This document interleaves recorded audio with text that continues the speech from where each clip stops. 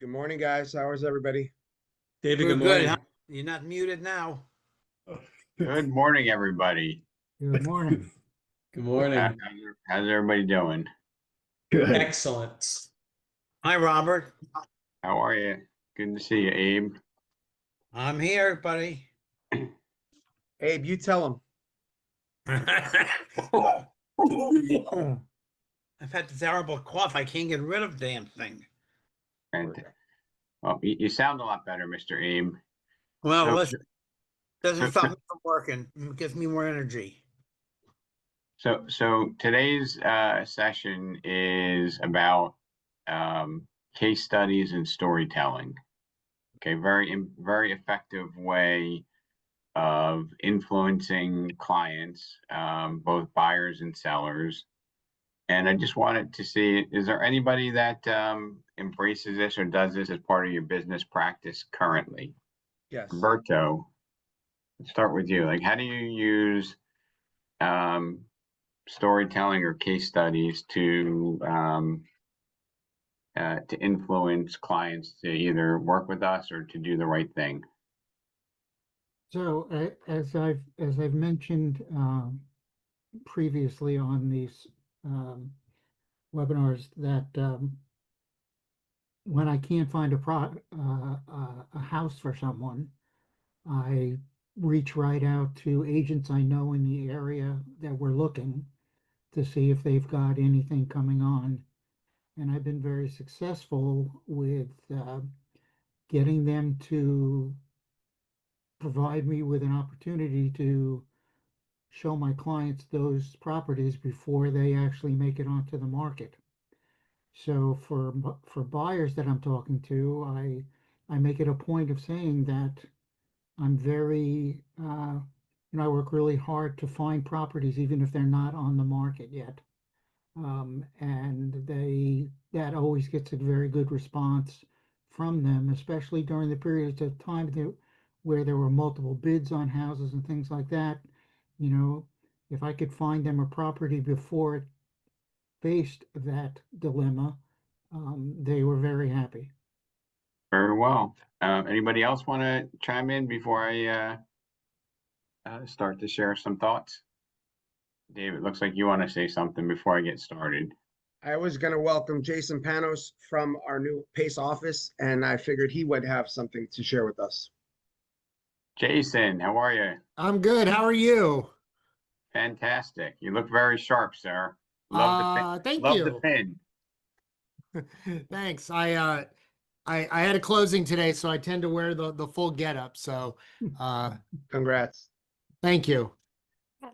Honestly, I don't use probably the closest I come is to storytelling, and anything that I do is I'll use examples from previous situations and why we want to approach it a certain way.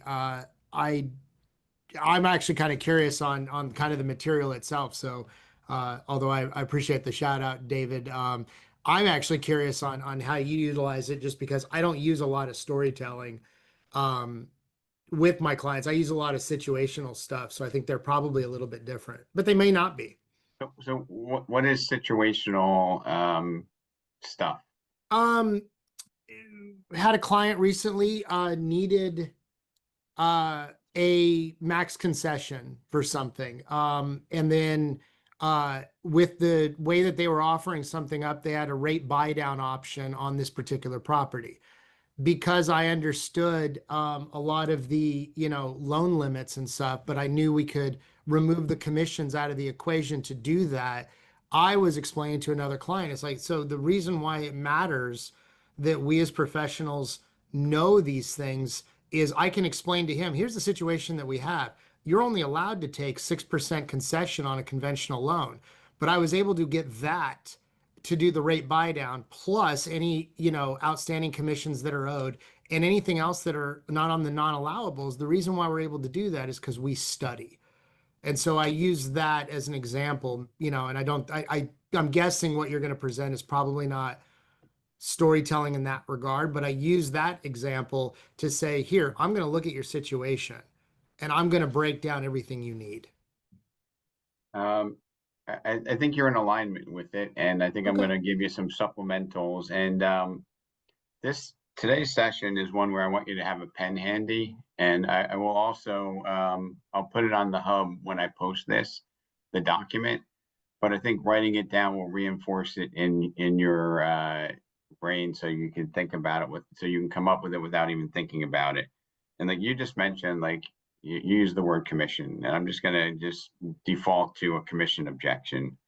If somebody's communicating, we're having a discussion about commission. I borrowed this line from Andrew. I don't even know how to pronounce his last name, Undum. And the line goes something, well, it goes precisely like this. Hey, by the time this is done and you've maximized your equity, you're going to offer me a bonus, but don't worry, I'm not going to accept it. Who likes that? I like it. And anybody? Is it just me? Am I the only nerd that loves that? We like it. No, we like it. So I'm gonna It's good. It's good. I'm gonna Thumbs up. repeat it for you. Hey, by the time this is done and you've maximized your equity, you're going to offer me a bonus, but don't worry, I won't accept it. So I have a bunch of these that are kind of storytelling-esque, and some of these are mindset because you really can't separate the two. We're talking about strategies, tactics, psychology in case studies and storytelling, because a lot of times we know what we should be doing, and sometimes we can't get the client to connect to what we're doing. And probably the most valuable real estate, not real estate per se, but the most valuable piece of our business is the ability to influence listings or potential listings. Jason, do you think that's the highest use of your time? Like that's where you need to be game on, is when you're talking to a prospective seller and you need to have the language to communicate effectively to them that you're the right choice for the job? Is there any higher calling in our business? I don't think so. I think that if you're well versed, even if you're not the best person, the most knowledgeable, if you're just confident in in what you're delivering, I think you already have a leg up. Yep. And there are basically 3 reasons that we get bona fide objections. It's, our conversation or our presentation lacks clarity, right? Our process that we presented is not good or strong enough, or we lack a brand. And that could be a brand like Remax or our personal brand, because if we're unfamiliar, we have an extra hurdle that we need to overcome. So basically, the only 3 reasons that we get objections is our presentation or communication lacks clarity. Telling stories and giving examples and case studies provides certainty and clarity. Our process isn't strong enough or isn't good enough, or we lack a brand. Jason, is there an area where you dominate, or are you based on, client referrals? I don't know how to answer that. There's not a client I'll turn away. There's not an area that I won't measure up. But I think that I'm meticulous in the contract. I know it very, very well. And I'm willing to study loan limits. I'm willing to study, what's going on in the market. I'm watching what the Fed's doing, so I can be a resource. I think that's where I probably dominate, because I'll go a step beyond, learn those things, and I know how to structure things in such a way that is going to help the client out, whether it's the buyer or seller. So I'm gonna, just kind of demonstrate one that I'm very certain of. If you are a client listing a house in the Peaks in Jefferson or in Plainfield, New Jersey, we have 2 agents that have #1 market share. One of them has 50% market share in her community. She doesn't need to define who she is, because everybody knows her sign. She's like an icon. So all she needs to do is kind of get one or the other 2 right, and she's almost guaranteed that business. Okay, so if she has a good presentation and she's a known brand, then she doesn't need to be so strong with demonstrating, the process, for example, right? So I just want to have a consciousness about this. So if, Jason, you go into an area where maybe you're not as well known, you need to make sure that your other two pieces of the process are overcompensating so that the objections are minimized. I hope that has meaning. Like sometimes when you hear things and you're preparing, like it makes complete sense to me, but when I present it, it maybe lacks clarity to you.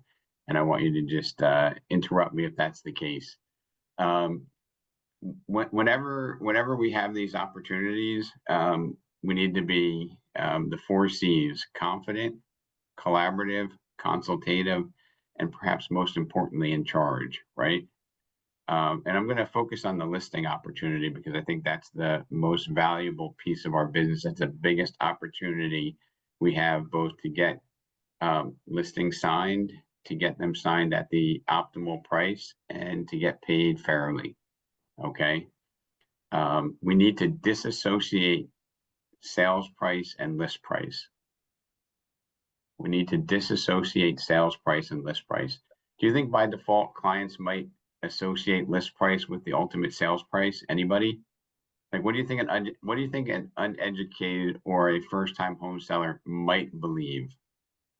Anybody? Sales price is a sales price. Number, that's what They're they gonna think. sell for less, yeah. All right, we'll go with Bob Durso and then Nicole.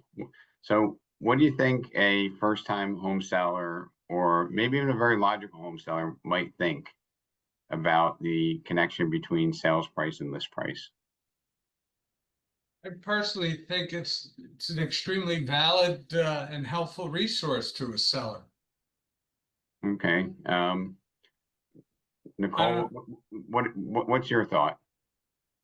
So often you have sellers that look at data and where they're getting their data a lot of times is from third parties like Zillow, right?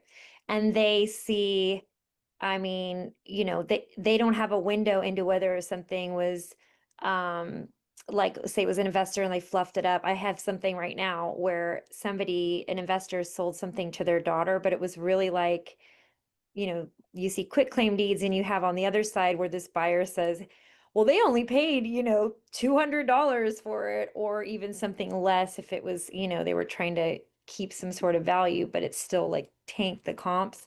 Well, on the flip side of that, sellers are like, well, my neighbor, they just sold for this much. And to them, that's truth. To them, that's everything. And so we have to have all the information and know the comps in the neighborhood and know what that house had that, yours didn't, or that, maybe that was a situation where it was, just basically a transfer of property, but So that was Nicole, kind of a Nicole, one-off.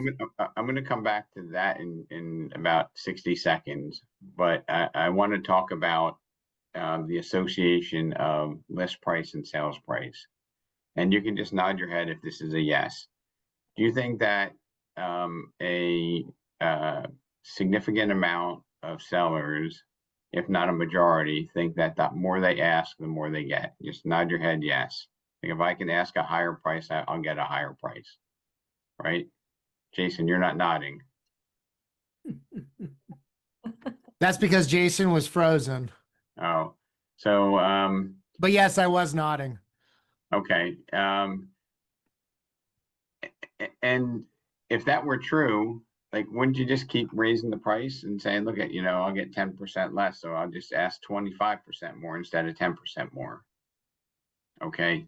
So what we need to do is we need to disassociate the sales price with the list price, and we can do that by storytelling.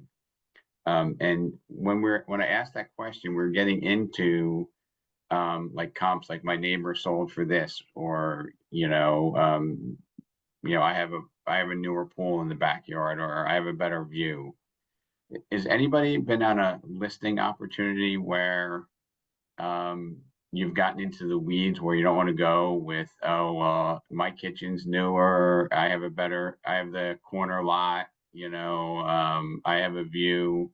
Anybody ever been there and you're kind of like debating what the what the features are of a particular property. They use heavy duty nails on my house. Yep. Yeah. My house, there could be a hurricane of all hurricanes. My roof won't blow off. Well, guess what? Nobody's going to pay you extra for that unless you're maybe in Florida. But is that productive space when you're having those conversations? Just out of curiosity, right? For So the I most heard. part, I don't think so. I would say for the most part not. And comps and very recent sales are history. We need to be talking about the future, which is our sale, right? And if you get in that comparable weed conversation, right? Put this thought in your head. All right, you go to my house, you say, let's look at some comps, right? We're going to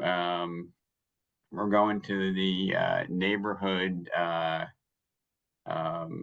block party, right? And we say, hey, let's look at some comparable children.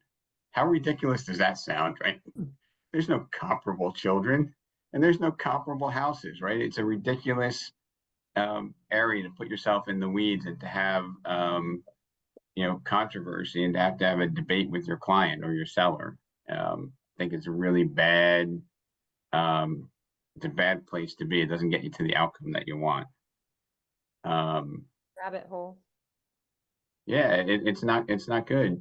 Some of the top agents that I've spoken to in trying to pick their brain, which is my mission, and share that information, they don't go deep into the comps. Like many of them will deliver either electronically or drop off I hate even the word, a CMA or an analysis. And then when they go out there, they don't go into the weeds. Say, hey, Nicole, I'm sure you've taken a look at this. Let's talk about how we're going to position your house, right? Here's another phrase that's probably worth writing down. All right, so get your pens handy. With the optimal strategic launching price, I don't know how high we can get your home. With the optimal strategic launching price, I don't know how high we can get this. Pricing is about positioning, and the list price is just an invitation for activity. Pricing is about positioning, and the list price is an invitation for activity. Those plastics on? That's very good. That's very good. Oh, weird. Where are they? Where'd they go? Let me mute everybody. So here's another dialogue, and I think you ought not put yourself in positions where you're going to be reading these because it's going to come out very awkward. But at the right opportunity, this is, in my opinion, a really good communication tactic. Pricing your property is a very strategic exercise, and we have a few different strategies you can deploy on the route to maximizing your equity. Pricing your property is a very strategic exercise, and we have a few different strategies you can deploy on the route to maximizing your equity. Okay. And I love the one, by the time this is done, you've maximized your equity, you're going to offer me a bonus, but don't worry, I'm not going to accept it. Here's another one that, I'd like that I want to use. Hey, can we take a brief tour of your home so I can determine what distinctive marketing features we can exploit? Does anybody like that? Nobody. No. Okay. Rob, the one that goes along with that, that I've used often is, what was it that made you fall in love with this house? Yep.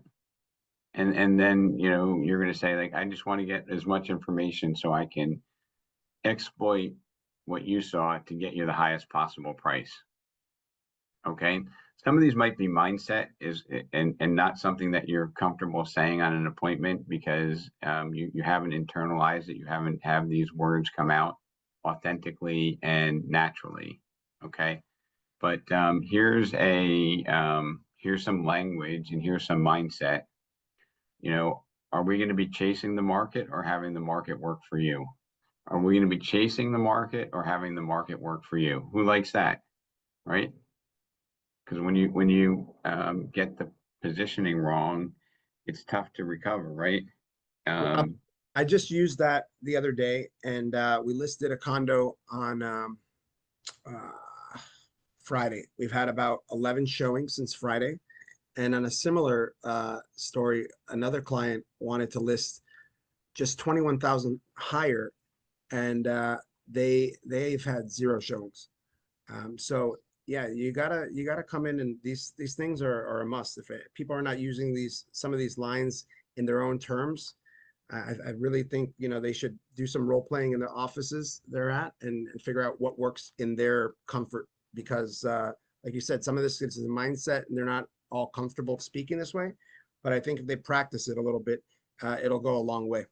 I Here's another- usually on a listing appointment, I usually explain that most buyers will look in price ranges. So if we overprice something, you're eliminating sometimes the real buyers that even though they say they can't afford more can and will stretch if they see the value in it.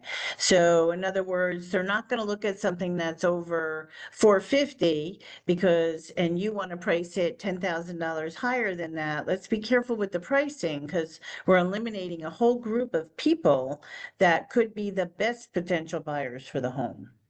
Absolutely. Yep. A lot of people Yep. search up to say 600,000, and these people wanted to be at 619, and that was okay with them. And I wanted to be at 599, so we pop up on a search, and it's amazing the difference. And it could be, you know, a quick offer versus sitting on the market for 6 months in this market here. So what you're all talking about is disassociating the list price with the sales price, or the ask price with the actual sales price. Well, I don't know, is Serby, are you on the call today? She's not, Rob. Okay, we'll save the story for next time. She has an amazing story, but she has to tell it.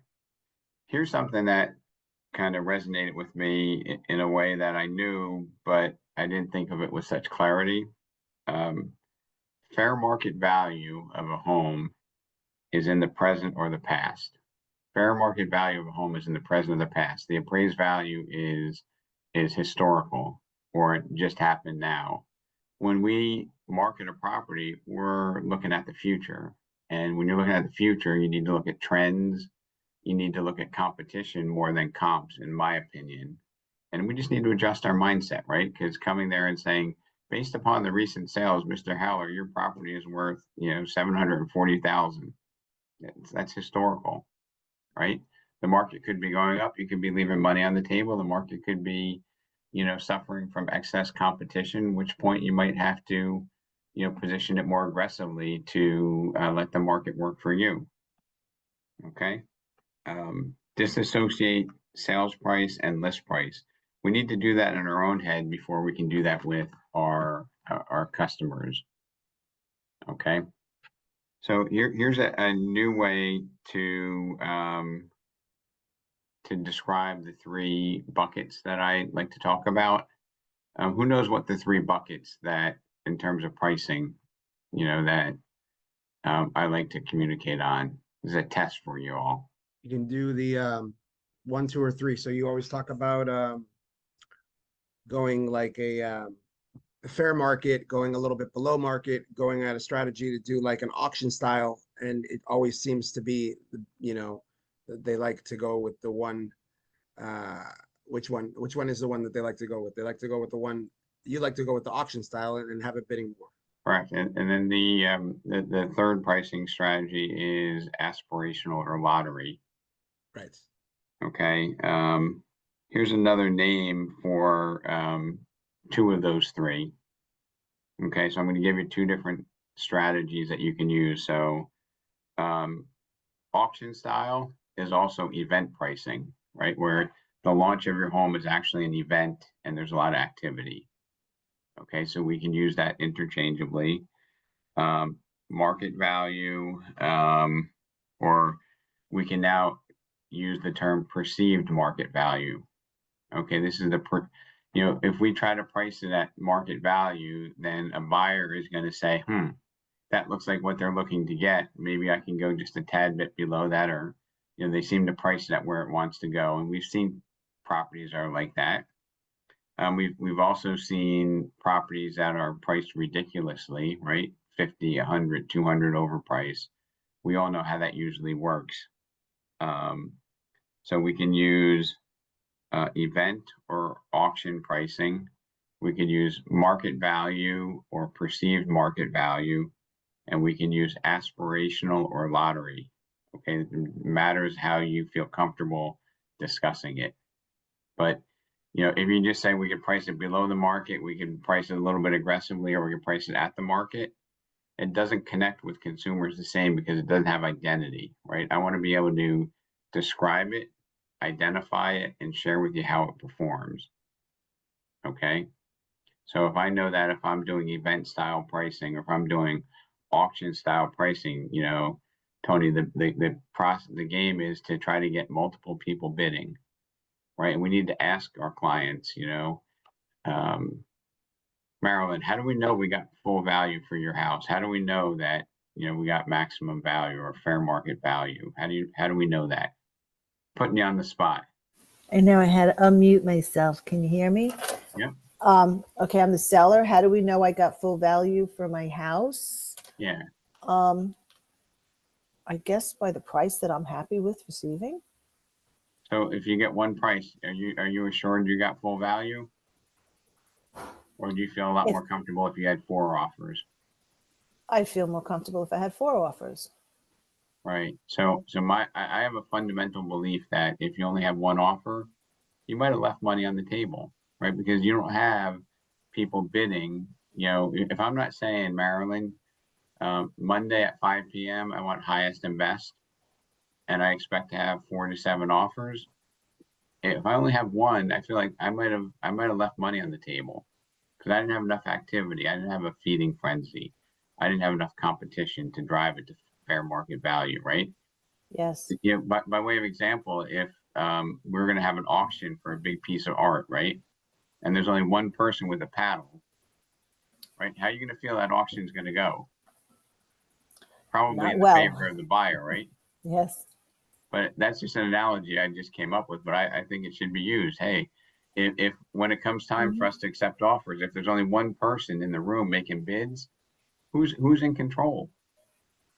Person making the bids, right? We can either accept their offer, or we can say, hey, we decided not to sell, but we have no competition. So, put this in your mind when you start to talk to people and figure out ways that we can communicate this process better. And by using stories, I mean, all of you, and I'm looking at such a talented group, all of you have examples that didn't go so well in our career, and we have examples that worked out phenomenally. I mean, if they're recent, share them with them. I can say, hey, you know what, Marilyn, 45 days ago, I listed Mr. Garver's property. Here's the process that we did. We looked at it, the recent sale showed 700. Mr. Garver decided to list it at 675. We got 9 offers and sold it for 749. Right? That's a story that validates what you're talking about. It's recent. You did it. If you don't have a story yourself, borrow one from one of your colleagues. Say, hey, Remax Select listed a property in Booton. We put it on the market at 575. It sold for 700.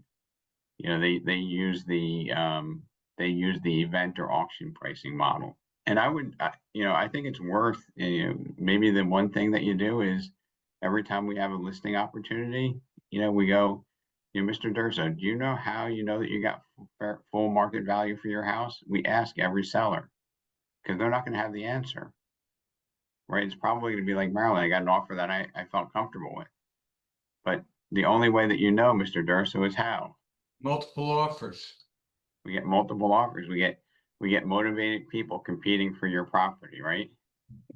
And if we price it too high, we might do what? We might be chasing the market, right? Instead of letting the market work for us, right? And Nicole, I know you want to list it for 725 to 750, even though the market value is probably 690.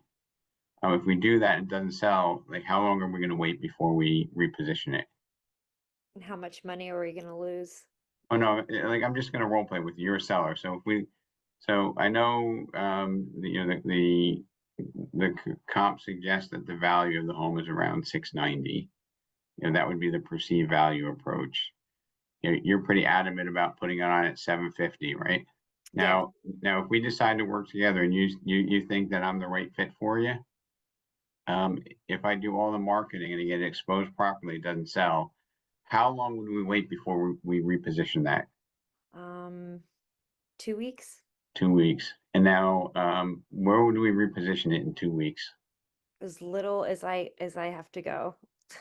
Like 10,000. So 10, so if we haven't gotten activity at 750, do you think 740 is going to get us the activity? I'm just curious. I hope so. Oh, I've even found that most sellers are probably not as stuck in the mud as Nicole is, but a lot of times I find these sellers that say, let me ask you this, Nicole, do you ever have a seller say, I know it's worth 690, but can we just try it at 750 for 2 weeks? Yes. Have you ever had that one? Yes? Everybody shake your head if you've had that person. Okay. When they do that, how do you feel about walking out the door with a 690 property at 750? Just curious. I don't feel good about it because I would still try to get him down, you know. So Ron doesn't feel good about it. Robert doesn't feel good about it. How do you feel about it, Nicole? When you know that this property should be priced at 690, you know, to have reasonable activity, but your seller does the proverbial, hey, can we? It's almost like they're like, Nicole, can we just try it at my? Can we please just try it? Sure. How do you feel about that when you leave the door, when you leave the listing? Don't like it. You don't like it.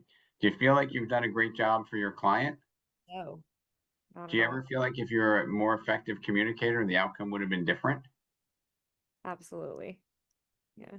So I feel that exact way, and I almost, me personally, like I don't list and sell, so it's easy for me to say this, but I would almost like saying, you know what, Nicole, if I was going to cost you and get you a lower sales price, would you mind if I just decline the listing? Like, who's brave enough to say that? Well, it's kind of wasting everybody's time. What was the other? It's aspirational, or can you look at your notes? Aspirational or lottery, Lottery. Okay. right? You know, have you ever won the lottery, Nicole? I'm hoping the answer is no. I mean, hoping it's yes, but I'm assuming it's no. I don't really play, but I still say that, like, you know, when I win the lottery, but I don't play, so. You got to Right, play to so- win. Right, but do you think that a good retirement strategy would be taking all your excess money and buying lottery tickets? Probably. No. Probably not, right? So do you think that a good strategy would be to try to play the lottery with probably your most valuable asset, your home? I think not. Now, I don't think that these are words that flow really good in a listing opportunity, but I do think that we put out a vibe, right, where people know where your true north is. And if you don't feel comfortable with that, then you need to try to readdress it, try it again, say, hey, you know, Nicole, if we put it on at 750, right? And then you're giving me 2 weeks. And in 2 weeks, we don't have any activity. We lower the price down to 690 where it probably should have been. Tell me, if we get an interested party, how do you think they're going to go about making an offer? They're gonna offer lower because they Why? see the adjustment. Why? Because they feel Why? like it's desperate. Oh, okay. Did you look desperate at this point? Right, because let me tell you a fatal flaw that many really good On the agents market do. also. Let me tell you a fatal flaw that so many good agents do. They are like this. Hey, Nicole, if we put it on at 750 and it doesn't sell in 2 weeks, we're going to lower it to 690. But buyers are going to think they have an advantage and they're going to lowball you, right? When I say that, you're going to give me resistance. Right. But if I ask you the question, you're not going to argue with your own words. You see the difference? It's the same message, but it has more meaning if I can get it to come from you. We pick a strategic launching price. You only have one opportunity to make a first impression. These are all fundamental truths that I believe in my head, and I know there's evidence, there's case studies, there's stories showing that we need to disassociate list price with sale price, right? Asking more often gets you less. And we need to be able to show that so that it resonates with our clients.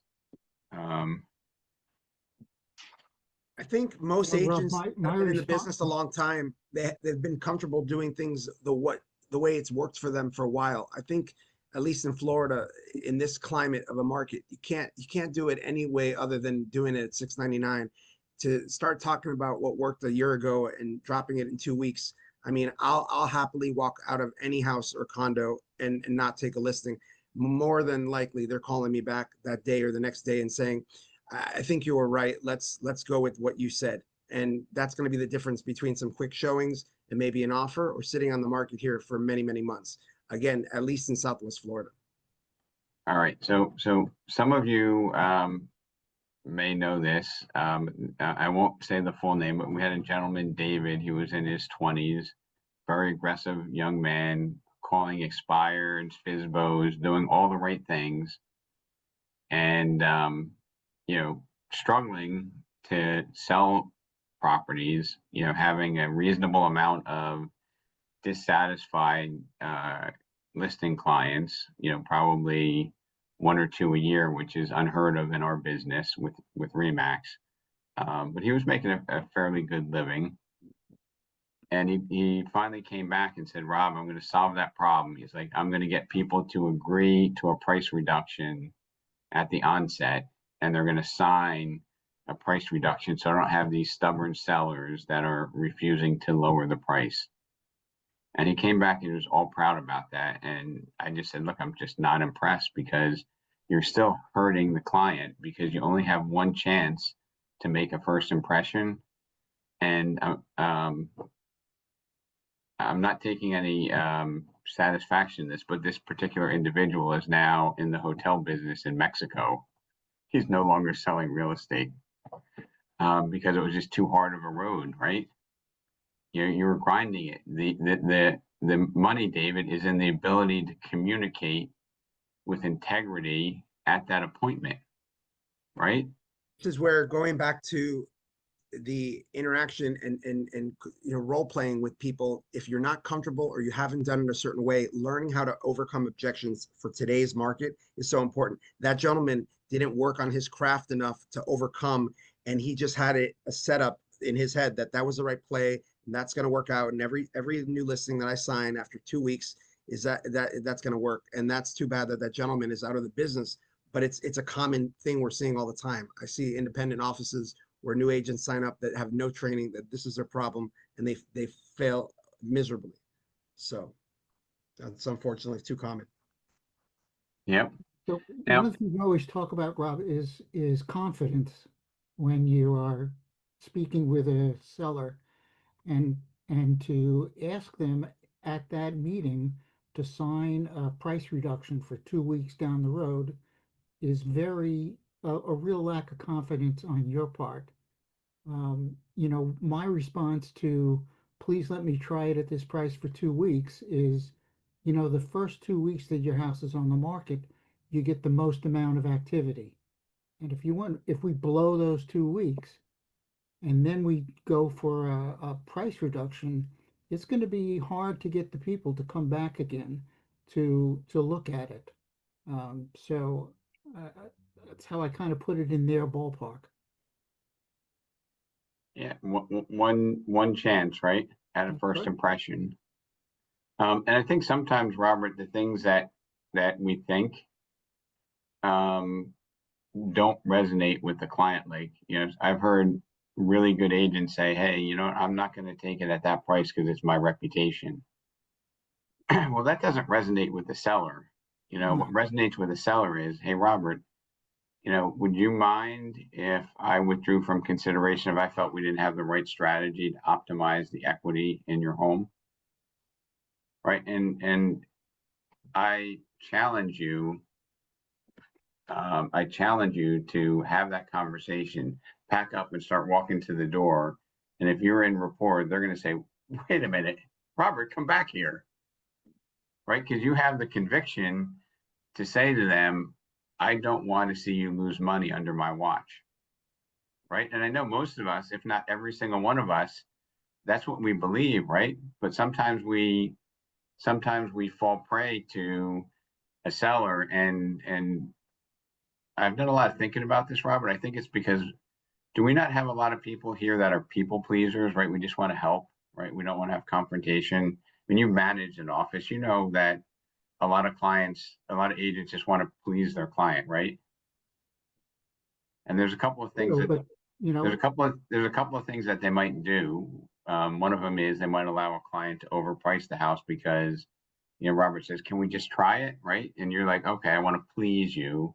I don't want to have confrontation." So, Robert, yes, we can do that, right? But that's not helping the customer. no, not at all. Okay, and there's an evil twin to that same process, which is telling a customer, "Hey, you know, let me try to find a house built after 2000 with, you know, 4 bedrooms and 3 baths for 500,000 in Cranford." That doesn't exist, right? So by misleading them or running them around with false expectations, that doesn't have any integrity, and it's also not going to be profitable, right? But it's the same thing. And why do they do it? Sometimes they just need to hear it from us, right? Exactly, yeah. And I always hated to have that second conversation 2 weeks later or 3 weeks later, you know, when we knew up front that the house was overpriced.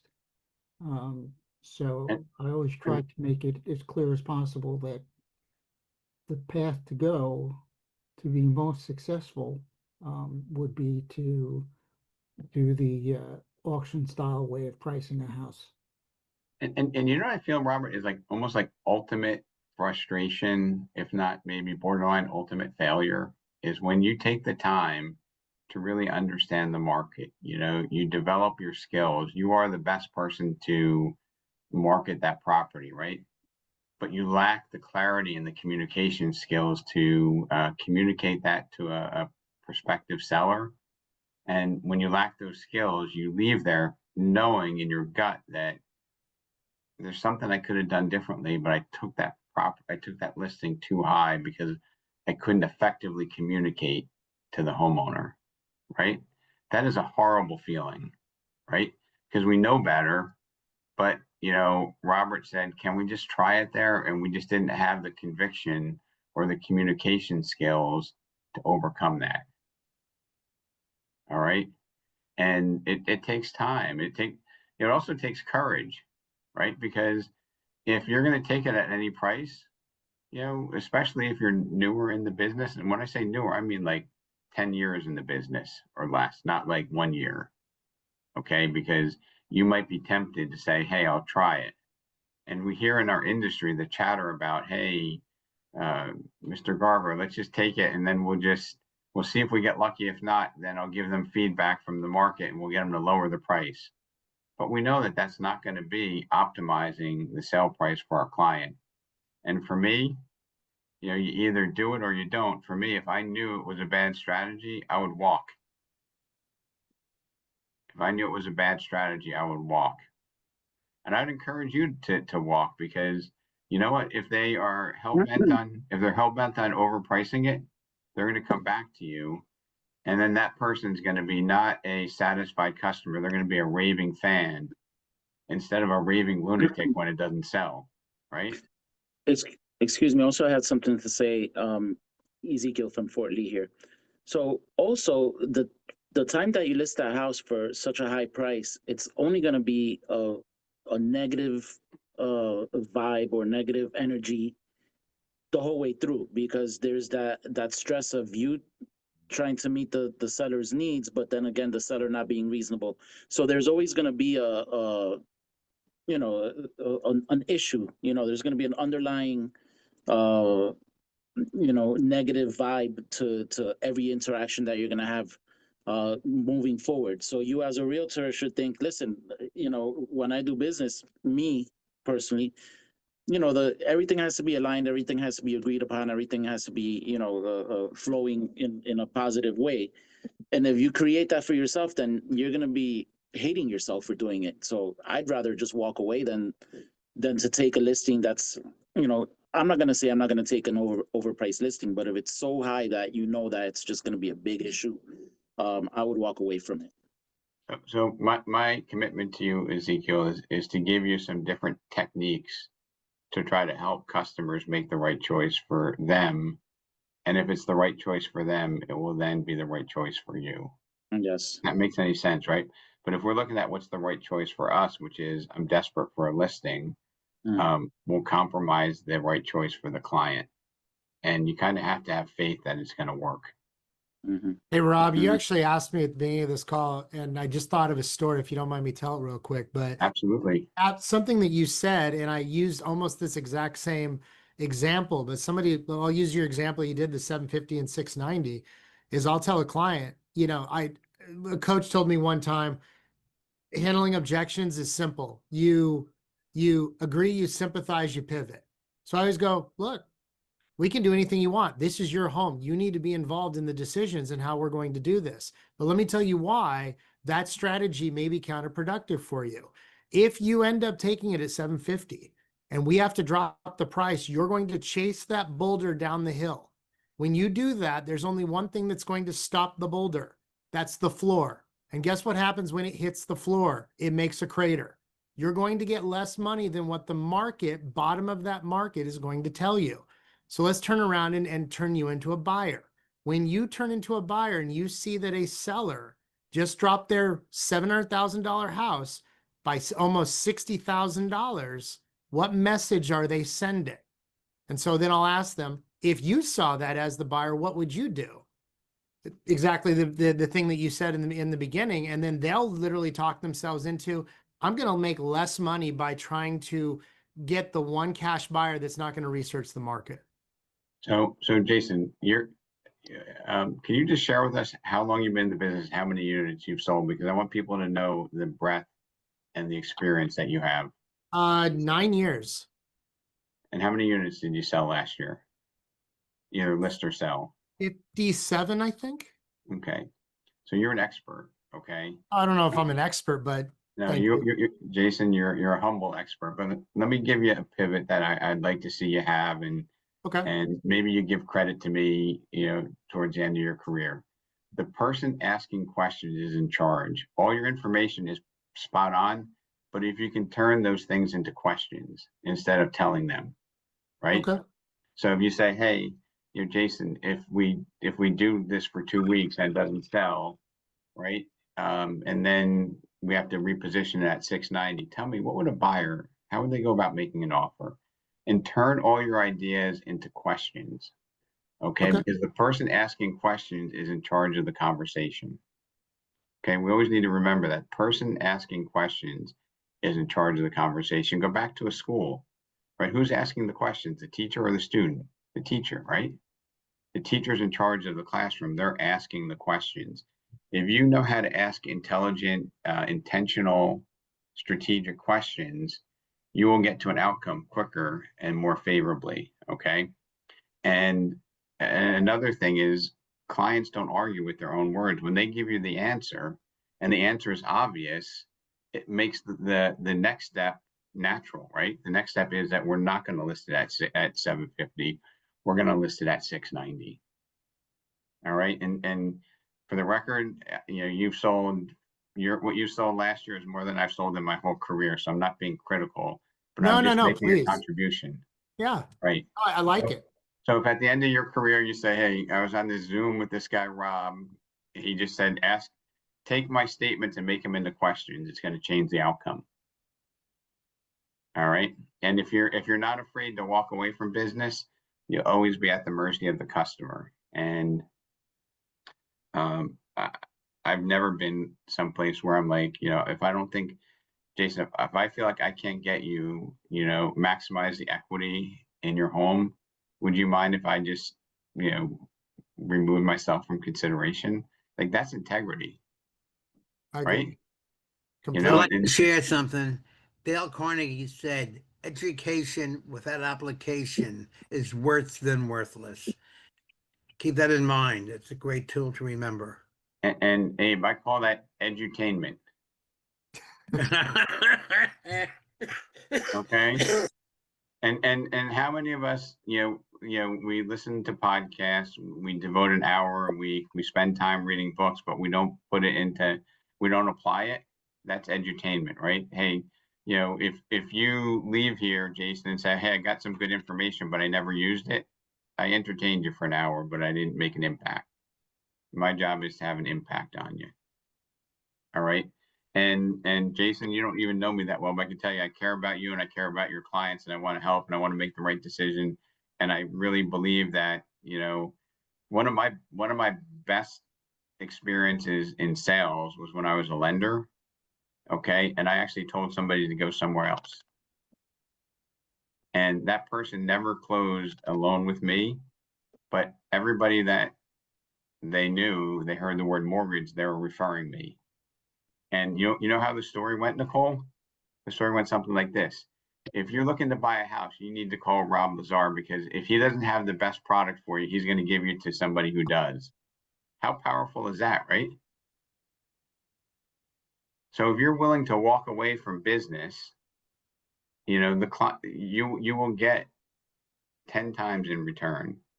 So that true story, that particular source referred me more business, and he told that story to everybody he knew that, if he didn't have the right product, he knew the market well, and he sent me to some, small, savings and loan that nobody knew about.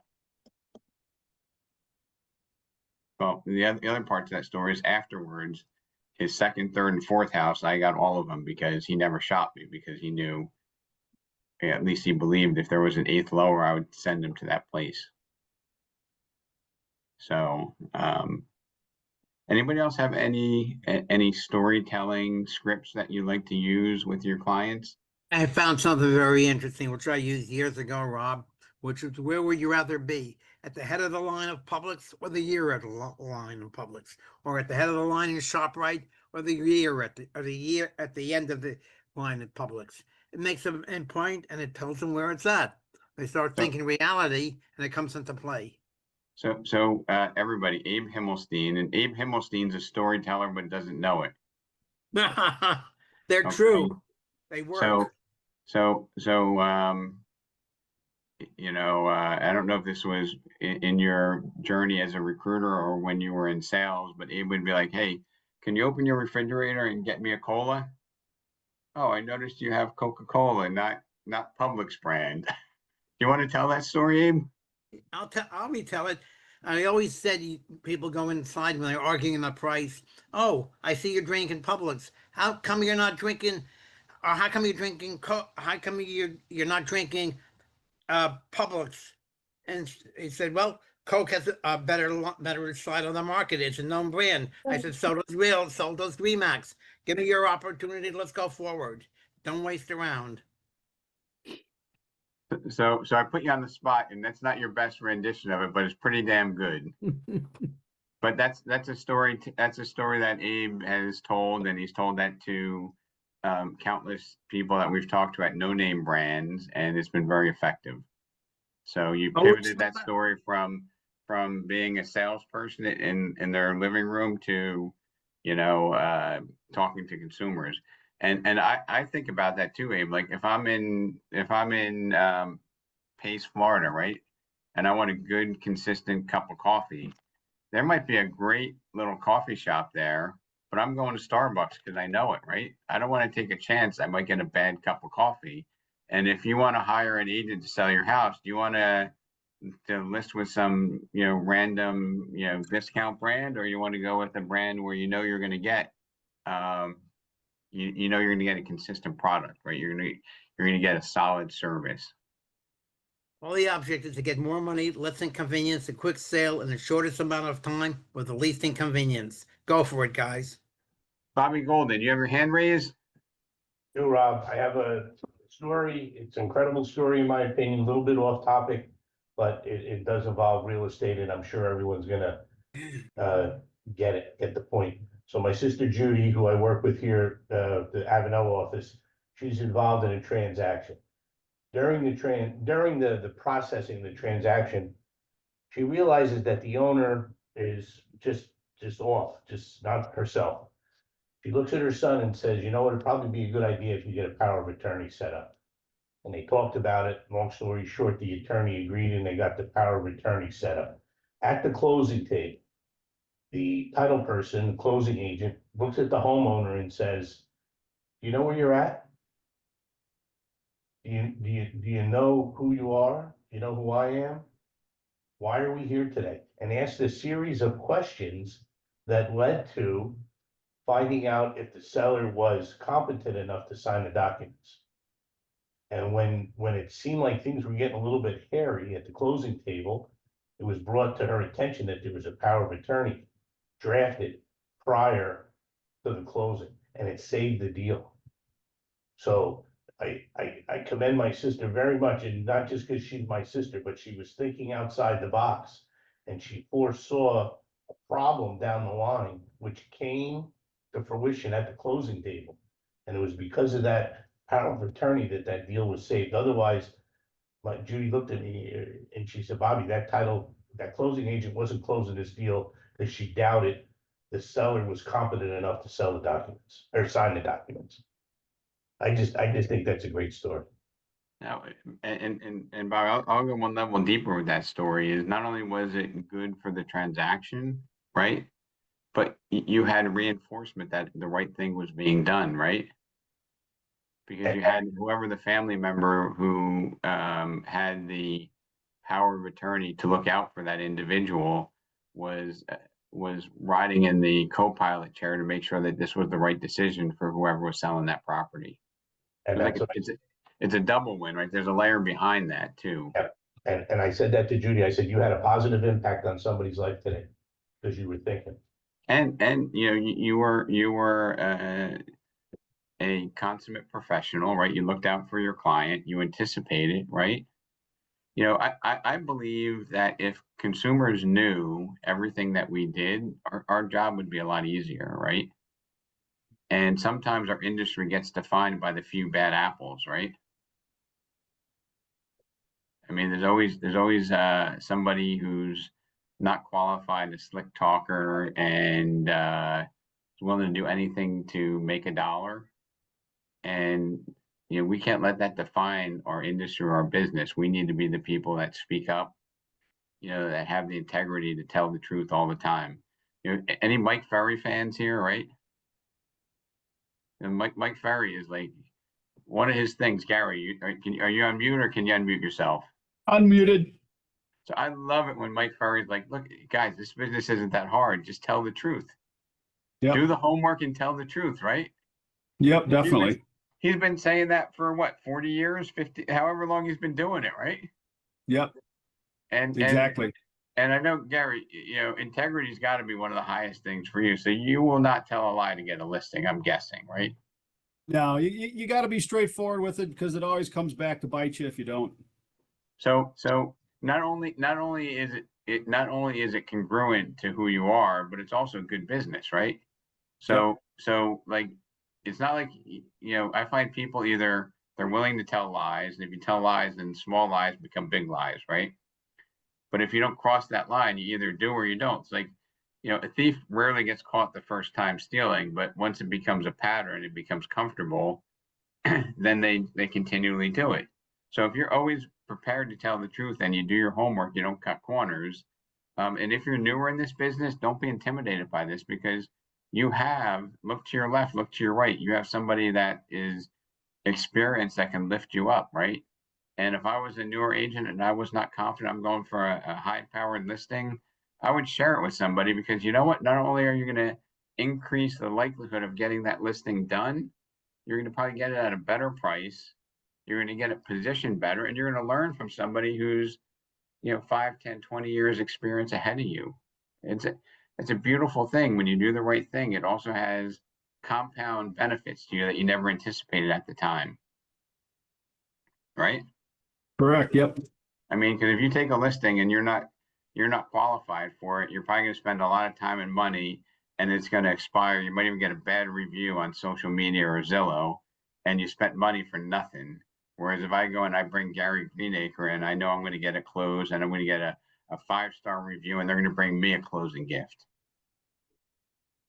So yeah, exactly. I'm going to end it on that note, and thank you all for coming. I hope you wrote down a few things that you can take, Rob, implement, and not edutainment. Rob, can I ask a question? Absolutely. Okay, all right. Came a little late, but I know you put a lot of goodness there. So, you know, it's very pretty typical strategy to turn down an overpriced listing, right?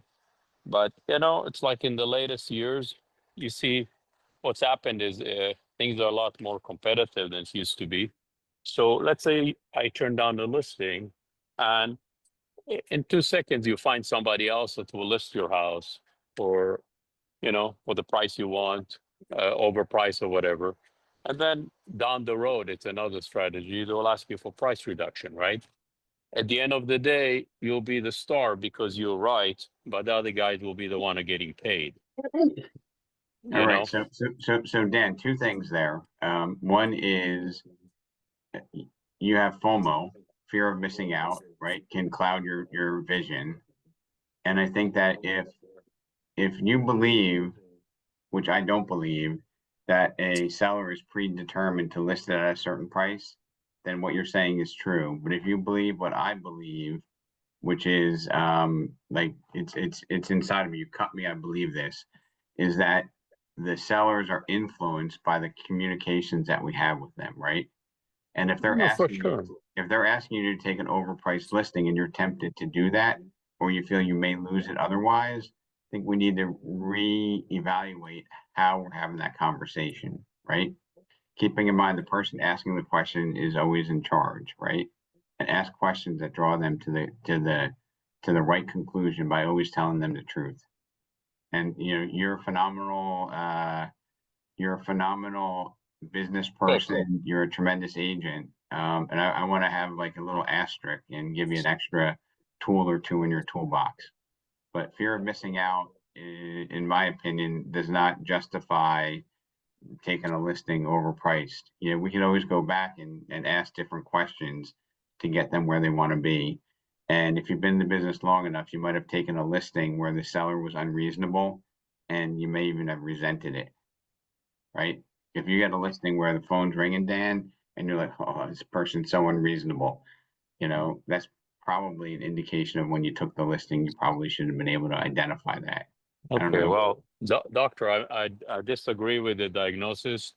However, I think you can easily take a listing that's overpriced, you know, because everybody's tempting to do that. But bottom line, people will you know, many times sellers in our market will interview a handful of agents that they think dominant in that specific area, and then you know, they're pretty knowledgeable. They know what's going on in their neighborhood. You can educate them a little extra and tell them how you work. But I think bottom line is the whole thing is to build rapport. The better rapport you have, it doesn't matter what you do. So I think we need to put a lot of effort in actually building the rapport and trust off the bat before we even just go and show them all kind of numbers and factual stuff, because then they will listen to you versus they'll listen to somebody else, because they bottom line, they'll do business with who they like the most, you know. Dan, I want to ask you a question. The seller tells you I'm interviewing 3 people. Do you want to go first or last? It's a coin toss, you know. There's no, you know, there's a word that if the first one is a strong closer, they might get the listing, or they'll wait to hear until you were, you know, if you have a rapport, they'll wait to hear from you, and then you can base on. So I think just having an opportunity to be there is a good one. So I always want to go first because I've had people and I've been on appointments with people on this call where they say, hey, Rob, they're interviewing 3 people. We go out there and they're closing themselves on the initial appointment. And trust me, Dan, I'm not comparing myself to you. You've sold more properties than me. I just want to make a contribution and say, like, you know, if you're telling them what you believe and you don't have fear of missing out, you have no FOMO, more times than not, you land at a better place. I'm just, that's from the heart, not being critical. I we're on overtime here, Dan. Thank you, buddy. And I want to thank everybody for joining us. Have a good day. I hope you Thank got one or you, two Rob. things from it. Bye-bye. That's a great subject. Thank you so much. Bye. Thank